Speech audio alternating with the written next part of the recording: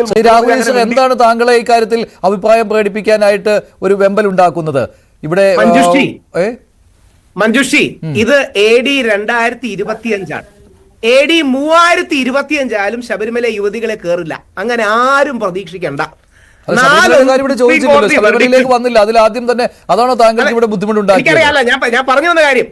4-1 supreme കോടതി വെർഡിക്റ്റും 10,000 പോലീസുകാരും ഈ നാട്ടിലെ എല്ലാ രാഷ്ട്രീയക്കാരും എതിര് നിന്നിട്ടും ഇന്ത്യയുടെ ചരിത്രത്തിൽ ആദ്യമായി 4-1 എന്ന സുപ്രീം കോടതി വിധി ഞങ്ങൾ വിശ്വാസികൾ പോരാടി അതിജീവിച്ചതാണ്. അതുകൊണ്ട് ആരെങ്കിലും ഇതിന്റെ പുറത്തു വന്ന് ഇതെല്ലാം മാറുന്നതാണെന്ന് പറയുന്നതിന് അർത്ഥമില്ല. 2, സ്വാമികൾ അങ്ങനെ ഒരു അഭിപ്രായം പ്രകടിപ്പിച്ചുകൊണ്ടാണോ താങ്കൾ ഇത് പെട്ടെന്ന് അങ്ങോട്ട് ചോദിക്കാതെ തന്നെ? ഒരിക്കലും അല്ല. സ്വാമിജി നമ്മുടെ ഹിന്ദു സംസ്കാര പ്രകാരം സ്വാമിജി ഒരു അഭിപ്രായം പറഞ്ഞാൽ നമ്മളത് കേൾക്കുക മാത്രമാണ്. നമ്മളതിനൊരു എതിരഭിപ്രായം പോലും പറയില്ല. അതാണ് നമ്മുടെ സംസ്കാരം. അങ്ങനെ തന്നെയാണ് വേണ്ടത്. അദ്ദേഹത്തിന്റെ അഭിപ്രായത്തോട് വിയോജിക്കുന്നു വിനീതമായി. പക്ഷേ നമ്മുടെ ആചാരങ്ങളോ നമ്മുടെ അനുഷ്ഠാനങ്ങളോ അതിന്റെ എസെൻഷ്യൽ റിലീജിയസ് പ്രാക്ടീസ് കാലാതീതവും സനാതനവുമാണ്. അതിന്റെ പെരിഫറിയിലുള്ള കാര്യങ്ങൾ നമുക്ക് മാറ്റുകയും ചെയ്യാം. അവിടെയാണ് പെരിഫറി ഏതാണ് അകക്കാമ്പ് ഏതാണ് എന്നുള്ള ഡിബേറ്റ് ഡെഫിനറ്റ്ലി വരും. 2, മുസ്ലിം സ്ത്രീകൾ പള്ളി കയറിയാലും ഇല്ലെങ്കിൽ ഒരു ഹിന്ദു വിശ്വാസി എനിക്കൊന്നുമില്ല, മുസ്ലിങ്ങൾ പറഞ്ഞു ധരിച്ചാലും ഇല്ലെങ്കിലും എനിക്കൊന്നുമില്ല. അത് അവരുടെ കാര്യമാണ്. അത് നോക്കാൻ എനിക്ക് അർഹതയില്ല, നോക്കാൻ എനിക്ക് അധികാരമില്ല, നോക്കാൻ എനിക്ക് യാതൊരു റൈറ്റും ഇല്ല. അത് അവരുടെ കാര്യമല്ലേ. നമ്മൾ എങ്ങനെയാണ് തീരുമാനിക്കുന്നത്? അത് മുസ്ലിം സമൂഹവും മുസ്ലിം സ്ത്രീകളും മുസ്ലിം സമുദായം കൂടി തീരുമാനിക്കേണ്ട ഒരു കാര്യമാണ്. ഇവിടെ യഥാർത്ഥത്തിലെ പ്രശ്നം എന്താ? ഇവിടെ യഥാർത്ഥത്തിൽ ഹിന്ദു സമൂഹത്തിനുള്ളിലെ ആചാരാനുഷ്ഠാനങ്ങളിലെ അപ്പൊ സച്ചിദാനന്ദ സ്വാമിക്ക് തീർച്ചയായിട്ടും പറയാം. ശ്രീ നീലാനന്ദ സാർ പറഞ്ഞ പോലെ, നേരത്തെ ശ്രീ RV ബാബു സാർ പറഞ്ഞ പോലെ, ചിദാനന്ദപുരി ഏറ്റവും ആദരിക്കപ്പെടുന്ന ഒരു സ്വാമിജിയാണ്. അദ്ദേഹം പറഞ്ഞിട്ടുണ്ട്. പക്ഷേ ഇതിന്റെ പ്രശ്നം ഹിന്ദു സമൂഹത്തിൽ ഒരു ഹോമോജിനിറ്റി കൊണ്ടുവരാൻ പറ്റില്ല. എല്ലാവരെയും അടിച്ചേൽപ്പിക്കുന്ന ഒരു നിലപാട് പറ്റില്ല. ഇപ്പൊ ഉദാഹരണം NSSന്റെ സുകുമാർ നായർ സാർ വേറൊരു നിലപാടെടുത്തു. ശബരിമലയെ ഷർട്ടിട്ട് കയറാം, ഗുരുവായൂർ ഷർട്ടിട്ട് കയറാൻ പറ്റില്ല. ശ്രീപത്മനാഭസ്വാമി ക്ഷേത്രത്തിൽ ചുരിദാർ ഇടയ്ക്ക് കൊണ്ടുവരാൻ ശ്രമിച്ചു. അത് എക്സിക്യൂട്ടീവ് ഓഫീസർ കൊണ്ടുവരാൻ ശ്രമിച്ചതാണ്. ഞങ്ങളെല്ലാം എതിർത്ത് തോപ്പിച്ചു. അതിന് ചുരിദാറിട്ട സ്ത്രീകളാണ് ഞങ്ങളോടൊപ്പം വന്നത്. അത് ചുരിദാറിനോടുള്ള എതിർപ്പ് കാരണമല്ല, ഞാനാണ് ഈ കാര്യങ്ങൾ തീരുമാനിക്കാനുള്ള അധികാരി എന്ന് സൂചിപ്പിക്കാനാണ് അവിടുത്തെ ക്ഷേത്രം എക്സിക്യൂട്ടീവ് ഓഫീസർ ഈ സാധനമായിട്ട് കൊണ്ടുവന്നത്. അപ്പൊ അതിനെ എതിർത്ത് തോപ്പിക്കുകയും ചെയ്തു. അപ്പൊ ഹിന്ദു സമൂഹത്തിന് ഗുരുവായൂരിൽ കൊണ്ടുവന്നുവല്ലോ. അപ്പൊ അതും എല്ലാവരും സമവായത്തോടെ തീരുമാനിച്ച ആർക്കും എതിർപ്പൊന്നുമില്ല. ഈ ഷർട്ട് ഇടുന്നതോ ഇടാത്തതോ അല്ലെങ്കിൽ പുതയ്ക്കുന്നതോ പുതയ്ക്കാത്തതോ ഒരു എസെൻഷ്യൽ റിലീജിയസ് പ്രാക്ടീസ് പോലല്ല, അല്ലെങ്കിൽ ശബരിമലയിലെ നൈഷ്ഠിക ബ്രഹ്മചര്യം പോലൊരു സങ്കല്പമല്ല. ഇതൊരു എസെൻഷ്യൽ റിലീജിയസ് പ്രാക്ടീസിന്റെ ഭാഗമേ അല്ല. യഥാർത്ഥത്തിൽ ശബരിമലയിലെ യുവതി പ്രവേശനം പോലും യൂണിഫോം സിവിൽ കോഡ് കൊണ്ടുവരാൻ ഒരു കളം ഉണ്ടാക്കാനാണ്. പോണ വഴിക്ക് മുസ്ലിങ്ങൾക്ക് ഒരു പണി കൊടുക്കാമെന്ന് വിചാരിച്ച് യൂണിഫോം സിവിൽ കോഡ് കൊണ്ടുവരാൻ ഒരു കളം ഉണ്ടാക്കാൻ വേണ്ടി ചെയ്യുന്നതാണ്. ഈ യൂണിഫോം സിവിൽ കോഡ് ഇന്ത്യയെ നശിപ്പിക്കുമെന്നാണ് ഗുരുജി ഗോൾവൽക്കർ പറഞ്ഞിരിക്കുന്നത്. അത് മറ്റൊരു ആഴമേറിയ ഡിബേറ്റാണ്. പക്ഷേ യഥാർത്ഥത്തിൽ ഇവിടുത്തെ സംഭവം എന്ന് പറഞ്ഞാൽ സച്ചിദാനന്ദ സ്വാമികൾ വളരെ ആദരണീയനാണ്, എല്ലാവർക്കും ഇഷ്ടമാണ്, ആദരവാണ്. അപ്പൊ അദ്ദേഹം ഒരു നിലപാട് പറഞ്ഞു, നമ്മളത് ചർച്ച ചെയ്യണം. പക്ഷേ NSSലെ സുകുമാർ നായർ സാർ മറ്റൊരു നിലപാട് പറഞ്ഞു. വെള്ളാപ്പള്ളി സാർ ഇത് രണ്ടുമില്ലാത്ത ഒരു മധ്യവർത്തി നിലപാട് പറയുകയും എന്നോട് ചോദിക്കേണ്ട, എനിക്കിതിൽ അറിവില്ലെന്ന് പറഞ്ഞു. അങ്ങനെ ഡൈവേഴ്സിറ്റി വെള്ളാപ്പള്ളി നടേശന്റെ നിലപാട് നേരത്തെ തന്നെ അദ്ദേഹം വ്യക്തമാക്കിയിട്ടുള്ളതാണ്. ഷർട്ടിട്ട് കയറാം എന്ന് തന്നെയാണല്ലോ. അല്ല, എന്താ പ്രശ്നം എന്നറിയാമോ? ഓരോ അമ്പലത്തിലും ഓരോ രീതിയല്ലേ. ഇപ്പൊ ഞാൻ ഏറ്റവും ബഹുമാനത്തോടെ ഇപ്പൊ ചില സോഷ്യൽ മീഡിയയിലെ ആൾക്കാരൊക്കെ ചോദിക്കാറുണ്ട്, സച്ചിദാനന്ദ സ്വാമി എന്തുകൊണ്ടാണ് ഷർട്ടും ജീൻസും ഇടാത്തതെന്ന്. അങ്ങനെ ഒന്നും ചോദിക്കാൻ പോലും പാടില്ല. കാര്യം നമ്മുടെ ഗുരുതുല്യനാണ്. പക്ഷേ നമ്മൾ ഗാന്ധിജിയെ നോക്കുമ്പോഴും ശ്രീനാരായണ ഗുരുദേവനെ നോക്കുമ്പോഴും നമ്മുടെ ആചാര്യന്മാരെ നോക്കുമ്പോഴും അവരും ഷർട്ടും കോട്ടും എന്നെ മഞ്ജുഷിനെ പോലും ഇട്ടൊന്നുമല്ലല്ലോ വരുന്നത്. ഗാന്ധിജി യഥാർത്ഥത്തിൽ കോട്ട് ഊരുന്നതിന് പോലും ഒരു സാംസ്കാരിക പരിസരമുണ്ട്. അംബേദ്കർ കോട്ട് ഇടുന്നത് ഈ ഉയരാനും ഗാന്ധിജി കോട്ട് ഊരുന്നത് എല്ലാവരിലേക്കും ചർച്ചകൾ ഉണ്ടാകും എന്ന് പറഞ്ഞ് പൊതുസമൂഹത്തിന് മുന്നിലേക്ക് ഇട്ടുകൊടുക്കുകയാണല്ലോ ചെയ്യുന്നത്. അത് തന്നെയല്ലേ വന്നിരുന്നതാണ് ഇത്തരം കാര്യങ്ങൾ.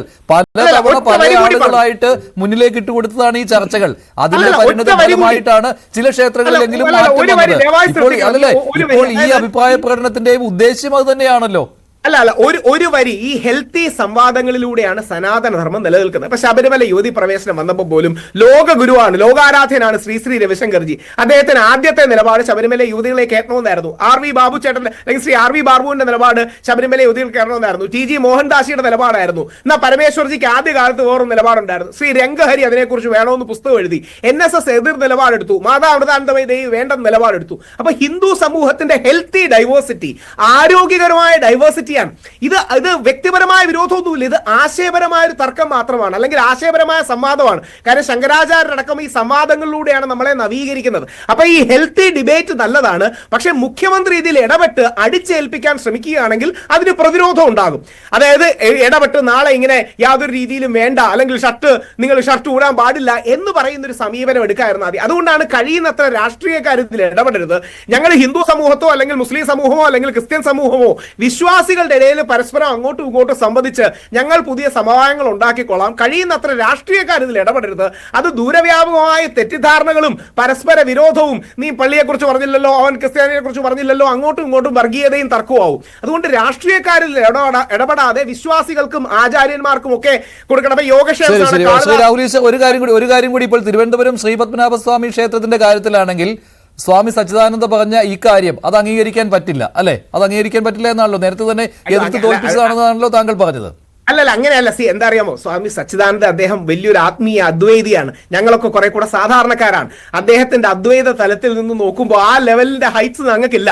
ഞങ്ങൾ കുറെ കൂടെ സാധാരണക്കാരും പറഞ്ഞ കാര്യം തന്നെ നേരത്തെ തന്നെ ഇവിടെ നടപ്പിലാക്കാൻ തീരുമാനിച്ചതായിരുന്നു. പക്ഷെ അത് നിങ്ങളെ പോലുള്ളവർ എതിർത്ത് തോൽപ്പിച്ചു. അങ്ങനെയല്ല, മഞ്ജുഷ തെറ്റിദ്ധാരണ ഉണ്ടായിരുന്നു. അതുകൊണ്ടാണ് സച്ചിദാനന്ദ സ്വാമി ഏറ്റവും ആദരിക്കുന്ന വ്യക്തിയാണ്. അദ്ദേഹത്തിന് പ്രണമിച്ചുകൊണ്ട് മാത്രമേ സംസാരിക്കൂ. പക്ഷേ തിരുവനന്തപുരത്തെ പത്മനാഭ അദ്ദേഹം പറയുന്നത് കേൾക്കാൻ പറ്റില്ല, അത്രേ ഉള്ളൂ. അല്ല, അങ്ങനെയല്ല. അവിടുത്തെ എക്സിക്യൂട്ടീവ് ഓഫീസർ വേറെ ആരോടും ചോദിക്കാതെ, തിരുവിതാംകൂർ ദേവസ്വം ബോർഡിനോട് സംസാരിക്കാതെ, തന്ത്രിയോട് സംസാരിക്കാതെ പുള്ളിയുടെ സ്വേച്ഛയായി അടിച്ചേൽപ്പിച്ച് കുറെ സ്ത്രീകളെ ഈ ചൂരിദാറിട്ട് വന്ന് നിങ്ങൾ അകത്ത് കയറുമെന്ന് പറഞ്ഞു. എന്റെ അമ്മയടക്കം ചൂരിദാർ ഇട്ടുകൊണ്ട് പോയാണ് അതിനെ എതിർത്തത്. ചൂരിദാറിനോടല്ല വിരോധം. ഇത്തരം സ്പേസുകളെ ഉപയോഗിച്ച് ഹിന്ദു സമൂഹത്തെ വിഘടിപ്പിക്കാൻ നോക്കുന്നു. ഇത്തരം സ്പേസുകളെ ഉപയോഗിച്ച് സ്വന്തം അധികാരം ആ എക്സിക്യൂട്ടീവ് ഓഫീസർ നടപ്പാക്കാൻ നോക്കുന്നു. അപ്പൊ സച്ചിദാനന്ദ സ്വാമിയുടെ അദ്വൈത തലത്തിൽ ഇരിക്കുന്ന ഒരു വ്യക്തിക്ക് അത്തരം പ്രായോഗികമായ കാര്യങ്ങൾ ഒരുപക്ഷെ അദ്ദേഹത്തിന്റെ ലെവലിലേക്ക് എത്തുന്നില്ല. ഞങ്ങൾ ഗ്രൗണ്ടിൽ നിൽക്കുന്നവരാണ്. അപ്പം ഗ്രൗണ്ടിൽ നിൽക്കുന്നവർക്ക് ഇതിന് പിന്നിലുള്ള രഹസ്യ അജണ്ടയും ബാക്കിയുള്ള അജണ്ടകളും കാര്യങ്ങളും അറിയാം. അപ്പം അദ്ദേഹത്തിന്റെ തലം അദ്വൈത തലമാണ്, ഞങ്ങളൊക്കെ കുറെ കൂടെ താഴെ തലമാണ്. നമ്മുടെ തെറ്റായിരിക്കും. പക്ഷേ ഈ ഞങ്ങളുടെ വ്യാവഹാരിക തലമെന്ന് ശങ്കരാചാര്യർ പറയും. ഈ വ്യാവഹാരിക തലത്തിൽ നിൽക്കുമ്പോൾ നമുക്ക് കുറച്ച് തിരിച്ചറിവുകൾ ഉണ്ടാവും. ഹിന്ദു സമൂഹത്തെ സ്പ്ലിറ്റ് ചെയ്യാനൊക്കെ നോക്കുന്ന ആരാണ്, നമ്മുടെ ഇടയിൽ അടി ഉണ്ടാക്കാൻ നോക്കുന്നത് ആരാണ്. അപ്പോൾ സച്ചിദാനന്ദ സ്വാമികളുടെ തലത്തിൽ നിന്ന് അദ്ദേഹത്തിന് തീർച്ചയായിട്ടും പറയാം, നമ്മളെല്ലാം അതിനെ ആദരവോടെ കേൾക്കും. പക്ഷേ താഴെ തലത്തിൽ നിൽക്കുമ്പോൾ പ്രായോഗികമായി ഇങ്ങനെ കുറെ ന്യൂആൻസസ് സ്വാമി സച്ചിദാനന്ദ അദ്ദേഹത്തിന്റെ ആത്മീയ തലത്തിൽ പറയട്ടെ, പക്ഷെ പ്രായോഗിക തലത്തിൽ ഞങ്ങൾക്ക് അത് അംഗീകരിക്കുവാൻ ബുദ്ധിമുട്ടാണ്. സ്വാമി സച്ചിദാനന്ദയെ ആദരവോടുകൂടി കാണുന്നു എന്ന് പറഞ്ഞുകൊണ്ട് തന്നെ അദ്ദേഹത്തിന്റെ വാക്കുകൾ അത് അംഗീകരിക്കാൻ ബുദ്ധിമുട്ടാണ്.